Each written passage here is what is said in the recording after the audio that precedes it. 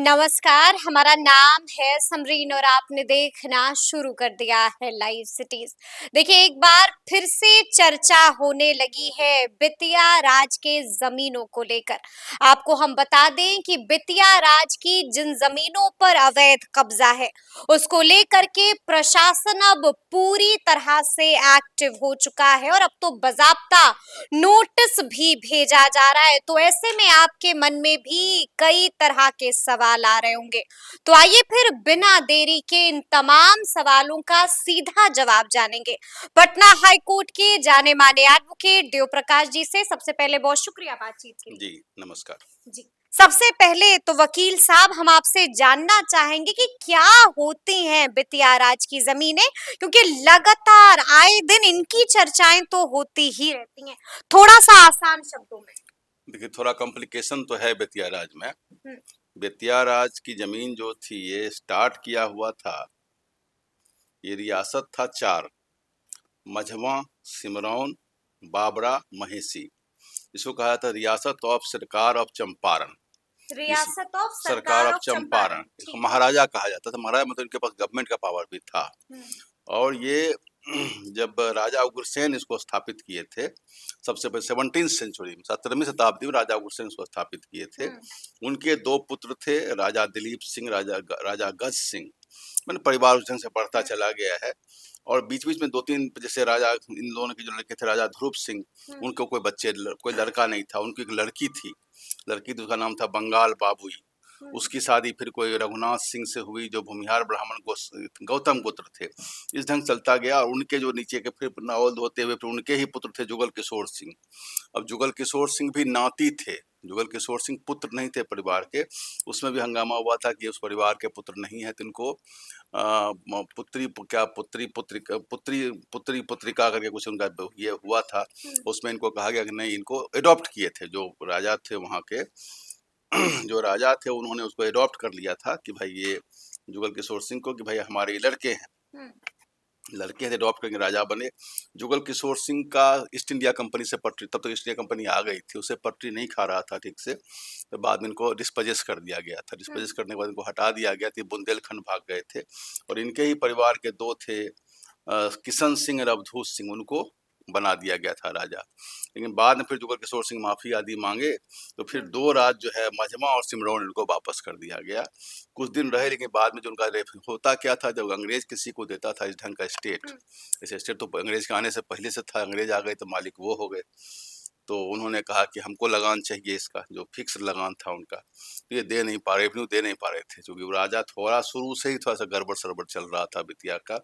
बेतिया राज में जो स्थापित के बाद जो नीचे जो औलाद सब आते चले गए, उनका थोड़ा काम धाम शुरू से थोड़ा ढीला ढाला चल रहा था, तो लगान दे नहीं पा रहे थे। जुगल किशोर सिंह को फिर से हटा दिया गया था और जय किशन सिंह को और अवधूत सिंह को दिया गया, और एक बना था कोर्ट ऑफ वार्ड्स, जो आजकल आपका रेवेन्यू बोर्ड बिहार सरकार में बना हुआ है। अच्छा, बेतिया राज ठीक है। कोर्ट ऑफ वार्ड्स का मतलब होता था कि ऐसे राजा जिनके नीचे औलाद नहीं है या औलाद हैं तो लायक नहीं, अच्छा तो जी। उसके केस में था कि कोर्ट ऑफ वार्ड, जिनके बच्चे नहीं है, जिनके विरासत नहीं है, उनके राज को अंग्रेज सरकार ले लेगी। और उसमें साथ में दायित्व भी बनता था। दायित्व ये बनता था कि उनका जो बच्चा अगर छोटा है, उसको पढ़ाइए लिखाइए, काबिल बनाइए, उसको स्किलिंग करिए, ताकि वो राज चला सके।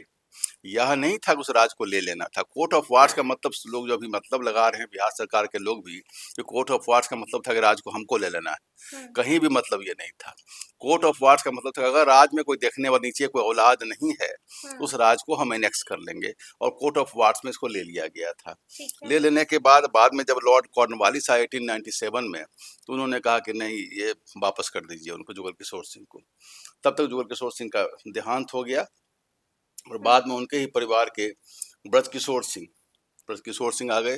ब्रज किशोर सिंह के लड़के थे आनंद किशोर सिंह, महाराजा आनंद किशोर 1790 में वो आ गए थे। उनको फिर बाल बच्चे नहीं थे। फिर उनके जो भाई थे महाराजा नवल किशोर सिंह, वो आ गए। उनके बड़े लड़के राजेंद्र किशोर सिंह आ गए, और राजेंद्र किशोर सिंह के लड़के आ गए महाराजा हरिंदर किशोर सिंह। हरिंदर किशोर सिंह के को 2 रानियां थी, महारानी शिवरतन कुंवर और महारानी जानकी कुंवर। तो शिवरतन कुंवर थोड़ा सा काबिल थी, वो राजपाट देख पा रही थी। महारानी जानकी कुंवर जब आई तो वो थोड़ा सा ज़्यादा पूजा पाठ, अयोध्या और क्या नाम है वो मंदिर मस्जिद ज़्यादा घूमती थी वो। तो वो अपना जो आदमी थोड़ा ये सब काम करेगा तो राज का काम थोड़ा कम देखता है। तो राज का काम ठीक से नहीं देख पा रही थी, तो फिर से अंग्रेज गवर्नमेंट ने कहा इसको कोर्ट ऑफ वार्ड्स में वापस कर दो। कहा इनका देख रेख करो महारानी जानकी कुंवर का, और ये जमीन जो है सारा इनका जो राजपाट है वो अंग्रेज सरकार कोर्ट ऑफ वार्ड्स को दे दिया। कहा कि जब होगा तो देखा जाएगा। अब इसमें यहाँ पे एक झोल है। झोल ये है कि हरिंदर किशोर सिंह 1897 में लॉर्ड कॉर्नवालिस ने कोर्ट ऑफ वार्ड्स को दिया, लेकिन 1892 में ही हरिंदर किशोर सिंह ने एक विल बनाया था, जिसको कहते हैं कि वो विल वसीयत, हाँ, एक वसीयत बनाया था। एक वसीयत बनाया था, और वसीयत में वो रेवती रमन सिंह उनके अपने चचा के लड़के थे, उनको उन्होंने कहा कि हमारे सारे प्रॉपर्टी का ये देखभाल करेंगे, क्योंकि उनका स्वास्थ्य खराब रहता था। तो उन्होंने महारानी को नहीं दे करके, लेकिन जब भी बाद में महारानी जानकी कुंवर ही चलता रह गया। सारी जमीन पर लिखा हुआ है महारानी जानकी कुंवर, जितना बेतिया की जमीन उठाइएगा सब में महारानी जानकी कुंवर लिखा हुआ है।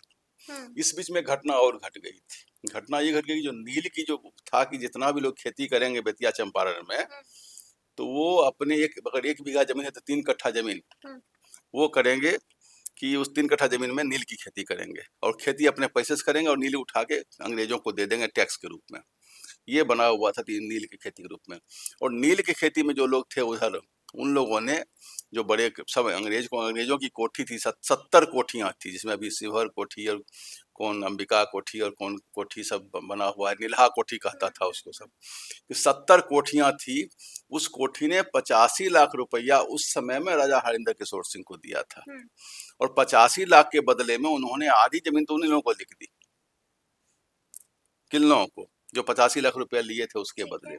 बच गई जमीन, जो बचा हुआ जमीन है वो शायद 15,000 हेक्टेयर 15,000 एकड़ जमीन है। 15,000 एकड़ जमीन है जी। वो पूर्वी चंपारण और पश्चिमी चंपारण में भी है, और कुछ एक जमीन 150 या 200 एकड़ उत्तर प्रदेश में भी है। लेकिन इनका अभी जो इन्होंने बनाया है अधिनियम, the wasting of Bettiah Raj properties act 2024, इसमें जो सेकेंड लाइन है उसमें लिखा हुआ है कि लेट नोन राजा हरिंदर किशोर सिंह डाइड इंटेस्टेट। इंटेस्टेट मतलब बिना वसीयत के वो मर गए थे। ठीक है। लेकिन ऐसी बात नहीं थी। ऐसी बात नहीं थी। उन्होंने 1892 में वसीयत की थी। अच्छा। और वसीयत की कॉपी उस समय सरकार, तत्कालीन सरकार, अंग्रेज सरकार को कॉपी भी भेजी थी। उस कॉपी का रिटर्न भी वहां पर है। और इस पर कलकत्ता में एक सिविल जज के यहाँ केस हुआ था, और केस में सिविल जज का उसमें लिखा हुआ है कि दोनों पक्ष को सुनने के बाद लगता है कि वसीयत किया हुआ सही बात है। अंग्रेज के पास रिटर्न भी इसका दिया हुआ है। ये शायद 1947 के मार्च का जजमेंट है, आजादी के 4 महीना पहले का जजमेंट है। उस पर इलाहाबाद में भी केस चल रहा है। और अभी जब ये अधिनियम आया है तो पटना हाई कोर्ट में भी एक रिट हो गया है, जिस रिट में अभी सुनवाई चल रही है, कुछ फैसला नहीं हुआ, अभी डेट पड़ रहा है उसमें। लेकिन वो उसमें भी डेट कोई राजा उदय सिंह है, वो केस किए हुए हैं उसमें जाकर के। तो अभी वहां भी केस चल रहा है। ये जो इन्होंने लिखा है कि इंटेस्टेट मरे थे, बिना वसीयत के मरे थे, ये गलत बात है। और अगर इंटेस्टेट नहीं मरे थे और कोर्ट डिसाइड कर देता है, तब तो ये कानून ही खत्म हो जाएगा। ये कानून खत्म हो जाएगा। इसका जो मेन बेस है, फाउंडेशन, और यही लिखा हुआ है कि चूंकि ये बिना कोर्ट ऑफ वार्ड्स की जमीन थी, कोर्ट ऑफ वार्ड्स का मतलब कहीं नहीं है सरकार की जमीन है।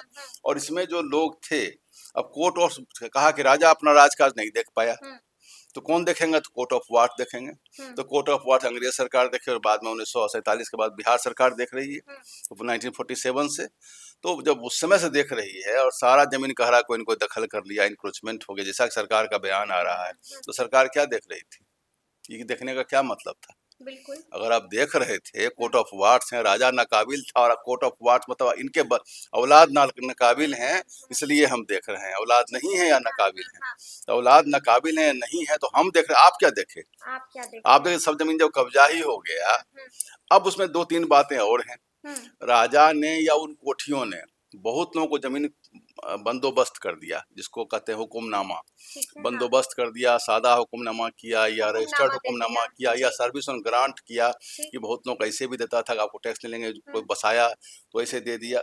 जिनको उसमें सब जो अपना लैंड रिफॉर्म्स एक्ट है उसमें लिखा हुआ है कि 1/1/1946 से पहले हुँ। जिन लोगों के पास बंदोबस्ती है, और बिहार सरकार का भी संकल्प हुँ। 2014 का है, उनको निकाल दिया जाएगा या नहीं? उनका जिनका है हाँ। उनको कोई खतरा इसमें नहीं, कोई खतरा उनको नहीं कोई है। खतरा नहीं है, उनका हाँ। मोटेशन भी हो रहा है, काम भी चल रहा और है उनको कोई नहीं और निकाल मार्केट सकता है बनाए यहाँ हुए हैं, से। मार्केट हाँ। बनाए हुए हैं, बहुत दिन उनके 3-4 पुश से रह रहे हैं हुँ। और कई एक बार कोर्ट का जजमेंट आ चुका है, सुप्रीम कोर्ट का, पटना हाई कोर्ट का, सिविल कोर्ट का, कि लॉन्ग टर्म जमाबंदी ठीक। बिहार सरकार के पदाधिकारी कैंसिल नहीं कर सकते हैं। हुँ। होता क्या है, बिहार सरकार के पदाधिकारी कई एक बार के पाठक थोड़ा समझदार व्यक्ति थे, वो कानून के प्रति बहुत संवेदनशील चलते थे। हुँ। कुछ लोग ओवर एक्टिव हो जाते हैं, कानून को किनारा रख कर काम करते हैं, बस वही मामला उलझ जाता है जाकर के। अभी देखिए कुछ दिन पहले मंत्री दिलीप जायसवाल थे, हुँ। उसके बाद के पाठक बीच में एक्टिव हो गए थे, हुँ। हुँ। फिर बीच में एक्टिव हो गए हैं अभी जो नए उप विजय मुख्यमंत्री कुमार आए हैं वो, सिन्हा। कि जी। जब कोई नए आते हैं तो एक्टिव हो जाते हैं, हाँ। लेकिन इसमें जो कानूनी पहलू इस पर गौर नहीं करते हैं। हाँ। अच्छा, लेकिन वकील साहब हम अगर आपसे मैं जानना बता दूं, चाहेंगे। अगर जी। ये कोर्ट में प्रूव हो गया हाँ। कि वसीयतनामा था, तो हुँ। ये कानून एब्रोगेट हो जाएगा, रद्द हो रद्द जाएगा हो जाएगा पूरा कानून। का पूरा जी, जी, कानून। पूरा का पूरा कानून। ठीक है, थोड़ा और समझना चाहेंगे, जैसा कि मैंने शुरू में ही कहा कि अब तो बाज़ाब्ता नोटिस भी भेजा जा रहा है और अगर तय सीमा पर जो लोग वहां पर रह रहे हैं, अवैध कब्जा किए हुए हैं, वो लोग उसको खाली नहीं करते हैं, नहीं छोड़ते हैं, तो फिर बुलडोजर एक्शन भी हो सकता है। तो क्या बेतिया राज की जमीनों पर चल सकता है बुलडोजर? देखिए, स्टेट के पास पावर तो है, हम्म। ब्रूट एक्शन का पावर है, बुलडोजर भी है, लेकिन किस नियम के तहत? नोटिस कॉपी आपके पास उपलब्ध, मैंने नहीं देखा है नोटिस कॉपी, हम्म। और नोटिस कॉपी उपलब्ध है तो नोटिस किस कानून में भेजा गया है, और क्या इस अधिनियम जो बनी है 2024 के का नियमावली बना है? अगर नियमावली को हम लोग बोलते हैं, इसको रूल्स बोलते हैं। रूल किसी भी कानून का पैर होता है, लेग्स होता है, उसी लेग से चलता है कानून। अभी जो अधिनियम बना है the wasting of Bettiah Raj property act 2024, इसका रूल हमने नहीं देखा है अभी तक। अगर रूल बना ही नहीं है तो किस नियम के तहत नोटिस भेज रहे हैं, कौन कानून से नोटिस भेज रहे हैं? अच्छा, कानून क्या कहता है बेतिया राज की जमीनों को लेकर? कानून कहता है जिसकी प्रॉपर्टी है, इधर बेतिया राज की प्रॉपर्टी है या कोर्ट ऑफ वार्ड्स की प्रॉपर्टी है। कोर्ट ऑफ वार्ड में जजमेंट आया था, सुप्रीम कोर्ट का भी शायद 1953 का था, कि 1897 के पहले जो जमीन किसी को बंदोबस्त हो गई है या राजा हरिंदर किशोर सिंह ने किसी को दे दिया है, जी। उस जमीन पर कोई अधिकार सरकार का नहीं होगा। 1897 के बाद जो भी ट्रांसफर करना था वो सरकार रेवेन्यू बोर्ड से परमिशन लेके ही ट्रांसफर करना था। तो ये बातें तो स्पेसिफिक कोई केस देखेंगे कौन सा ट्रांसफर हुआ है, कौन सा अगर नहीं हुआ किसी है। बेतिया राज की जमीनों पर लोग 50-60 सालों से रह रहे हैं वकील साहब, तो उनके पास क्या विकल्प है, क्या रास्ता है? देखिए, जब के पाठक साहब थे तो उन्होंने इसका कुछ बनाया था उपाय, जैसा कि हम लोगों ने अखबारों में पढ़ा था उस समय।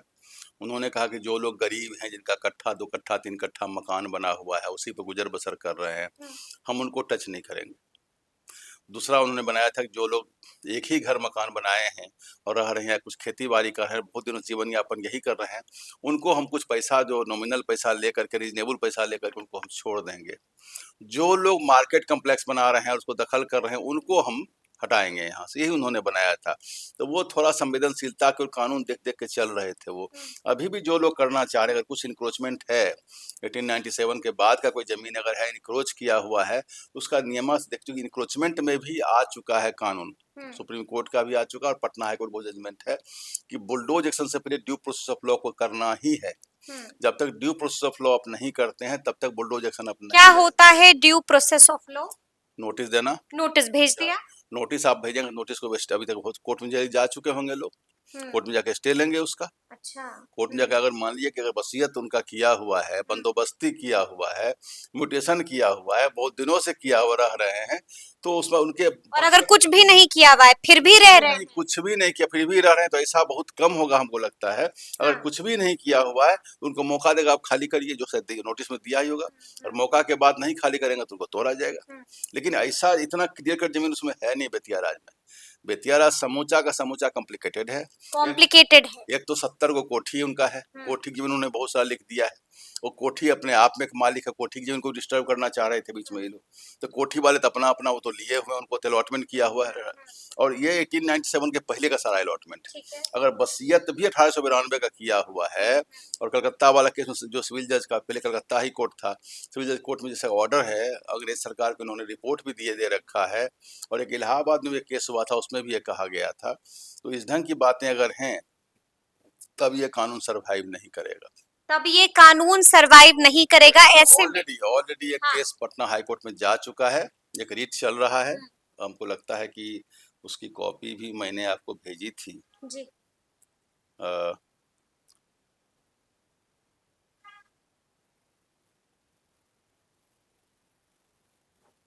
ये नहीं है।